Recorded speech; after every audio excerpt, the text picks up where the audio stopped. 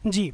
तो स्टूडेंट्स हम लोग डिस्कस कर रहे थे टोटल क्वालिटी मैनेजमेंट। ठीक है जी। टोटल क्वालिटी मैनेजमेंट का मतलब है कि ऑर्गेनाइजेशन की टोटल ऑर्गेनाइजेशन सारी की सारी ऑर्गेनाइजेशन जो है उसको हम लोगों ने इंप्रूव करना है। ठीक है, उसकी क्वालिटी को बेहतर बनाना है। ठीक है, हमने डेवलपमेंट और इम्प्रूवमेंट की तरफ जाना है।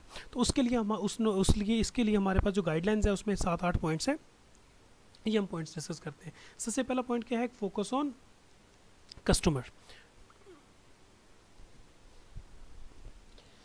बच्चों इससे पहले होता ये था कि कस्टमर जब आपके पास आता था तो कस्टमर की कोई इंपॉर्टेंस नहीं होती थी।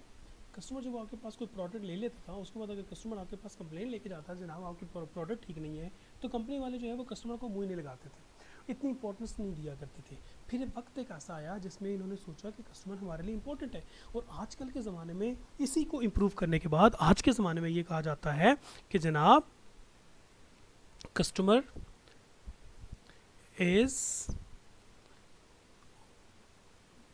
Always right. कस्टमर झूठ बोलता नहीं है, जो कस्टमर कहेगा वही सच है। फिर customer is your boss, customer आपका बॉस है। हिंदुस्तान में कहते हैं कस्टमर आपका भगवान है। तो इसका मतलब क्या हुआ, आप कस्टमर को अपनी इंपॉर्टेंस देना शुरू कर दें। सिर्फ इस वजह से नहीं कि कस्टमर की बात की इंपॉर्टेंस है, बल्कि इसलिए भी कि जो प्रोडक्ट आप बना रहे हैं वो प्रोडक्ट आप पैसा कमाने के लिए नहीं बना रहे, बल्कि वो कस्टमर की नीड्स को सेटिस्फाई करने के लिए बना रहे हैं कि हम ऐसी चीज़ बनाएंगे जो हमारे कस्टमर को सेटिस्फाई करेगी। इसका मतलब है हमारी ऑर्गेनाइजेशन की सारी की सारी जो फोकस होगा वो कस्टमर के ऊपर होगा, यानी कि हम वो प्रोडक्ट बनाएं, हम वो सर्विसेज दें जो हमारे कस्टमर्स को सही तरीके से सेटिस्फाई कर सके। समझ आ गई बात बच्चों? तो इसका मतलब है कि सबसे पहले टोटल क्वालिटी मैनेजमेंट ने हमें क्या सिखाया कि कस्टमर्स जो है उनको फोकस करना है। हम लोगों ने कस्टमर को हमने भूलना नहीं है, फॉर ग्रांटेड नहीं लेना। कस्टमर जो है उसके साथ बदतमीजी नहीं करनी, हमने लीनियंट रहना है, हमने कर्टियस रहना है और बहुत अच्छे तरीके से कस्टमर को डील करना है। और डील करने के साथ साथ कस्टमर की नीड को सेटिस्फाई करने के लिए सोचते रहना है कि कस्टमर की जो ज़रूरियात होंगी हमने उन ज़रूरियात को पूरा करना है। Number 2 employee involvement. Number 2 employee involvement. अब हम लोग मैनेजमेंट जो होती थी टॉप लेवल, मिडिल लेवल, ये जो हम लोगों ने लेवल्स बनाए ना, उस वक्त भी लेवल बनाना शुरू कर दिए, top level, middle level, low level. अब जो एम्प्लॉयज़ होंगे इन लोगों को उनको भी डिसीजन मेकिंग के अंदर इन्वॉल्व करना शुरू कर दिया। ठीक है, अब मिसाल के तौर पर एक छोटी सी एग्जांपल अगर आपको मैं दूं कि हम लोगों ने जो है वो फ्लोर जो है वो साफ़ करवाना है हमने। ठीक है, अब फ्लोर क्लीनिंग हमने किससे करवानी है, स्वीपर से करवानी है। क्या स्वीपर आपका टॉप लेवल मैनेजर है? आंसर है कि नहीं।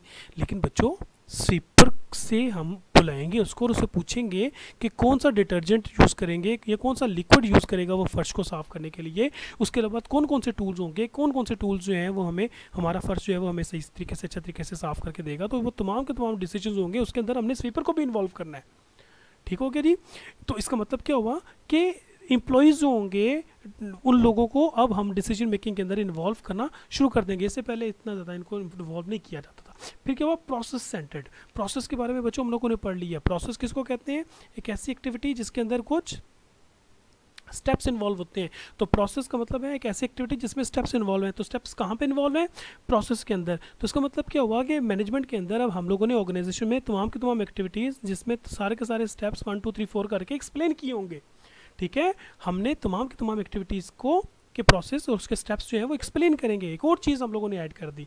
फिर क्या होगा, इंटीग्रेटेड सिस्टम। इंटीग्रेटेड से मुराद ये है एक ऐसा सिस्टम जिसमें तमाम की तमाम ऑर्गेनाइजेशन के डिपार्टमेंट्स, मिसाल के तौर पे department A, department B, department C, department D, ये सारे के सारे डिपार्टमेंट जो हैं वो मिलजुल के काम करें। मिसाल के तौर पर ये एक डिपार्टमेंट जो प्रोड्यूस करता है चीज़, लेकिन बच्चों इससे क्या प्रोड्यूस करना है, उसको ये भी हेल्प करेगा, ये भी हेल्प करेंगे और ये भी हेल्प करेंगे।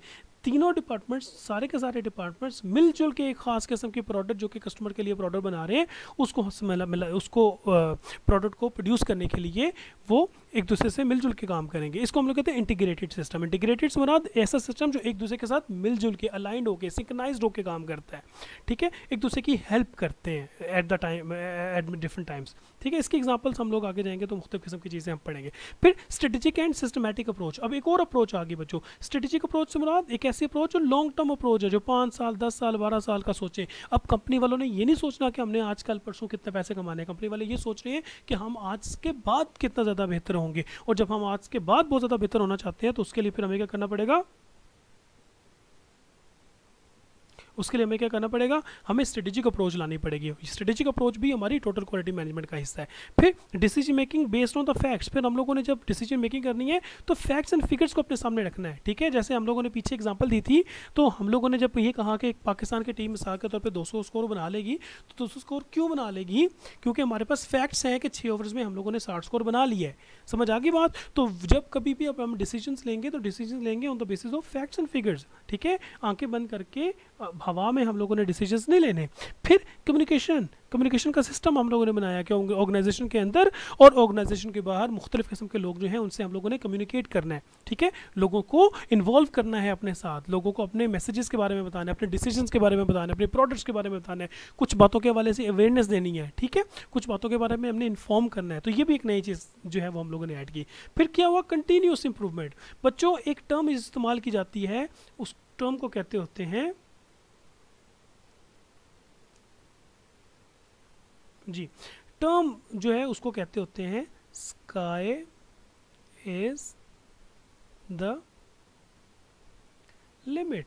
इसका मतलब क्या हुआ, स्काई इज द लिमिट। बच्चों क्या कोई ऐसा बंदा है जो आसमान को छू सकता है? आंसर है कि नहीं। आज अगर हम मिसाल के तौर पे हमारी परफॉर्मेंस यहाँ पे है, तो अब हम कंटिन्यूसली अपने आप को इम्प्रूव करेंगे। हम थोड़ा सा और इम्प्रूव करके ऊपर जाएंगे, फिर हम और इम्प्रूव करेंगे और ऊपर जाएंगे, फिर और इम्प्रूव करेंगे और ऊपर जाएंगे, फिर और इम्प्रूव करेंगे और ऊपर जाएंगे, फिर और इम्प्रूव करेंगे। इसका मतलब क्या हुआ, हमने कंटिन्यूसली अपने आप को इम्प्रूव करते जाना है। और हमारी मंजिल क्या है, आसमान, यानी कि हमारी मंजिल ख़त्म होने वाली नहीं है। ठीक हो गया। अब इसकी एग्जांपल मैं आपको दूं, ये जो हमारे पास आईफोन होते हैं बच्चों, आईफोन वालों ने जो अपना सिस्टम था, ये जो उनका सॉफ्टवेयर था iOS, ये शायद 3 से स्टार्ट किया था या 2 से स्टार्ट किया था, और करते करते करते सुना है 13 या 14 पे जा चुका हुआ है। ये जो 13-14 पे जा चुका है इनका iOS, ये क्या है, कंटिन्यूस इंप्रूवमेंट। एंड्रॉयड जो है वो भी 10 से ऊपर जा चुका है। ये जो एंड्रॉयड 10 से ऊपर जा चुका है, ये क्या है, ये continuous improvement. Windows 97, Windows 98, Windows 98 के बाद Windows 7, Windows 2004, Windows millennium, Windows 8, Windows 8.1, Windows 10, ये विंडोज़ 10 तक क्यों हम आ चुके हैं? इसका मतलब क्या हुआ, कंटिन्यूस इंप्रूवमेंट। एक जगह पे रुक नहीं जाना हम लोगों ने, ठीक है, एक रुक नहीं जाना। नोकिया वाले रुक गए थे एक जगह पे, नोकिया वाले एक जगह पे रुक गए थे। जब नोकिया वाले एक जगह रुक गए थे, अपने आप को उन्होंने इम्प्रूव नहीं किया, तो नोकिया का तो मोबाइल आजकल लेना कोई पसंद ही नहीं करता। क्यों नहीं करता? नोकिया वाले रुक गए थे, उन्होंने कंटिन्यूस इंप्रूवमेंट के ऊपर वो बिलीव नहीं रखते थे। इसका मतलब क्या हुआ बच्चों, जैसे जैसे वक्त गुजरता जाएगा, जैसे जैसे हम आगे जाते जाएंगे, हम लोगों ने अपने आप को इम्प्रूव करते रहना है। iOS की एग्जाम्पल, एंड्रॉयड की एग्जाम्पल, विंडोज़ की एग्जाम्पल हमारे सामने है। ठीक हो गया जी। ये टोटल क्वालिटी मैनेजमेंट के पॉइंट्स थे बच्चों, जो बाद में ऐड किए गए थे टोटल क्वालिटी मैनेजमेंट के अंदर। और ये तमाम की तमाम चीज़ें जो हैं वो पॉइंट जो है वो यहाँ पे देखिए डिटेल में लिखी हुई है। ठीक है, ये आप लोग अब पढ़ लीजिएगा। अब आगे चलेंगे बच्चों, अगला जो पॉइंट है वो क्या है, तीसरे नंबर पे आती है approach, behavioural approach. Behavioural approach से मुराद ये है कि अब हम लोगों ने ये देखना है कि हम लोगों ने लोगों के बिहेवियर्स जो हैं उनको ऑब्जर्व करना है। बिहेवियर किसे कहते हैं बच्चों, एक्शन को। अब एक्शन किसके एक्शन,